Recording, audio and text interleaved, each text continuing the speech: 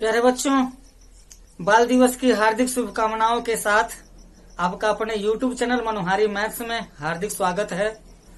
आइए एक्सरसाइज 6.3 का प्रश्न नंबर 8वां दिया है।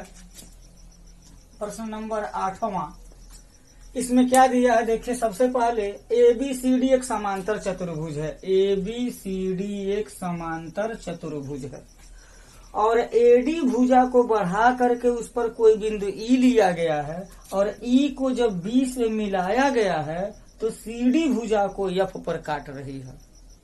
तो हमको क्या सिद्ध करना है? सिद्ध करना है त्रिभुज ABE ये जो बड़ा वाला त्रिभुज है समरूप है त्रिभुज CFB के। CFB के समरूप करना है। तो आइए देखते हैं कैसे इस प्रश्न को हम हल करेंगे। सबसे पहला काम तो हमको ये करना पड़ेगा, लिखें हम त्रिभुज ABE और त्रिभुज CFB में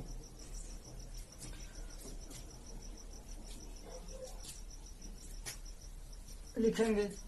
सबसे पहले ये देख सकते हैं यहाँ,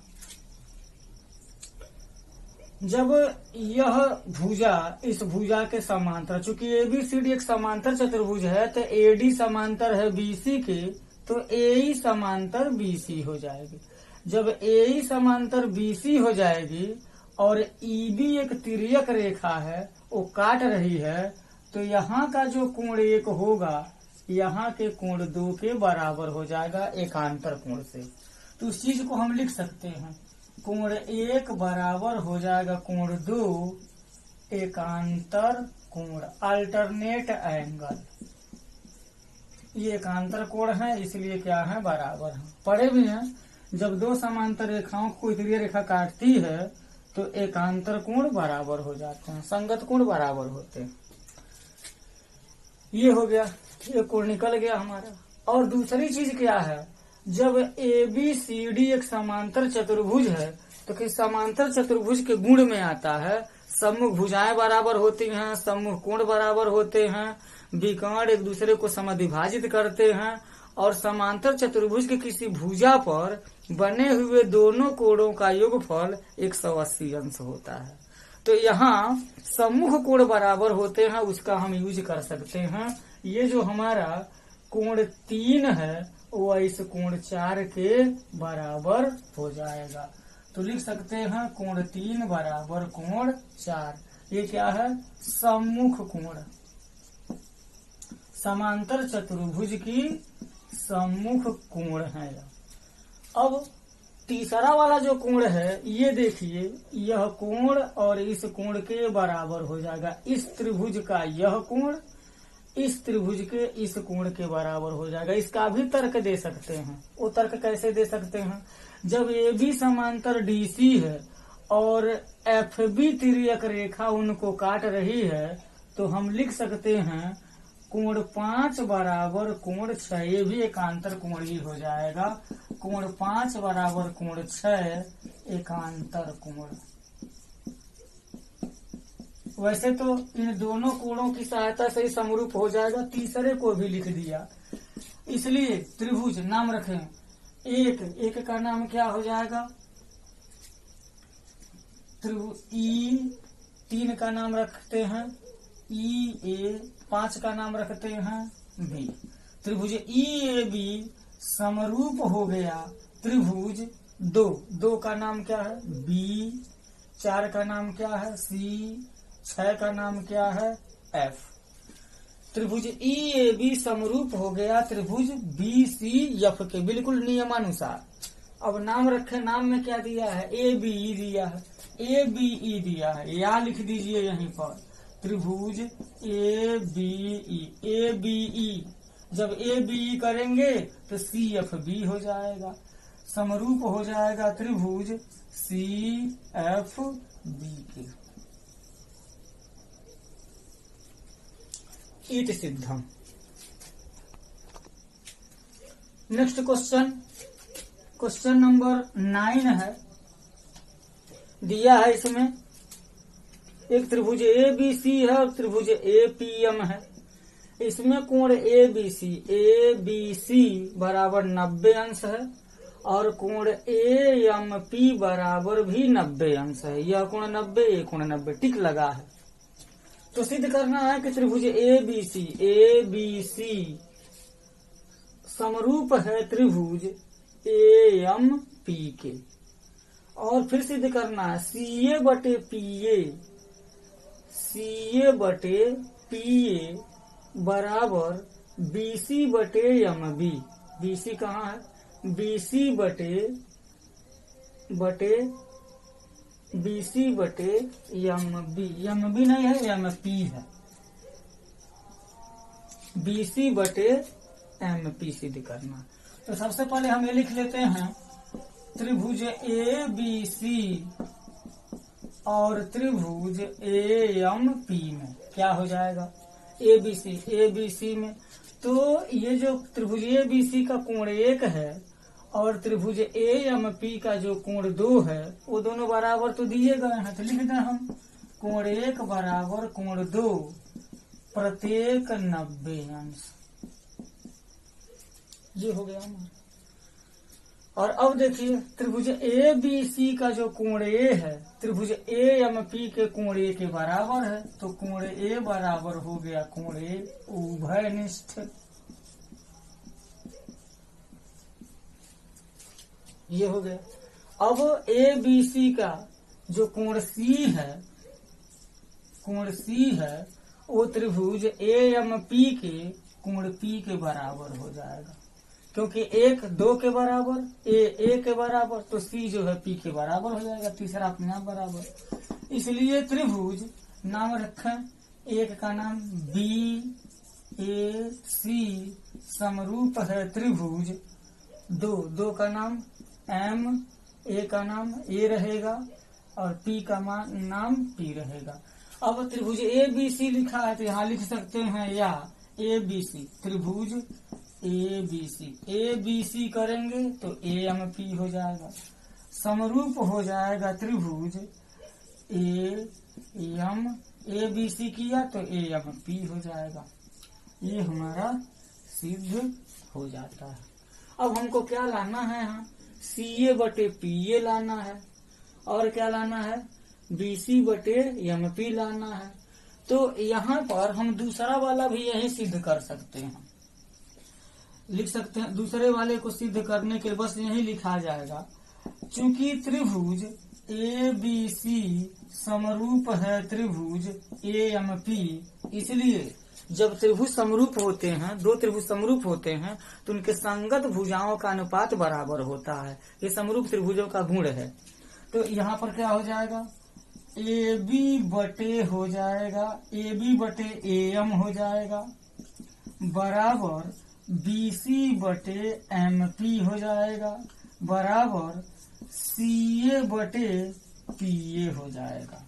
इस समरूप त्रिभुज के संगत भुजाओं का अनुपात बराबर हो गया। अब इसमें से हमको लाना क्या है, लिखना क्या है? देखिए यहाँ से मिलान कर सकते हैं। सी ए बटे पी ए, ये सी ए बटे पी ए बराबर बी सी बटे एम पी, बी सी बटे एम पी। तो यहीं से ले सकते हैं या सी ए बटे पी ए बराबर बी सी बटे हो जाएगा एम पी। इति सिद्धम। मतलब ये दोनों त्रिभुजों जब हम समरूप सिद्ध कर देंगे तो पहला वाला सिद्ध हो गया और दूसरा वाला उसी से, उन्हीं समरूप त्रिभुजों से, समरूप त्रिभुजों का जो गुण होता है संगत भुजाओं का अनुपात बराबर, उसी नियम से हमारा ये दूसरा वाला भी सिद्ध हो जाएगा। प्रश्न नंबर 10वां देखते हैं। इसमें दिया है त्रिभुज ए बी सी और त्रिभुज एफ ई जी समरूप हैं और जो कोण बी सी ए है उसका अर्धक सीडी खींचा है, उसका परिणाम कोण 1 बराबर कोण 2 दे दिया है और जो जी एच है वह भी कोण ई जी एफ की अर्धक है, मतलब कोण 3 बराबर कोण 4 है। तो हमको क्या सिद्ध करना है? सिद्ध करना है सी डी बटे जी एच, CD बटे GH बराबर AC बटे GF, ये सिद्ध करना है। त्रिभुज DCB समरूप है त्रिभुज HGE के,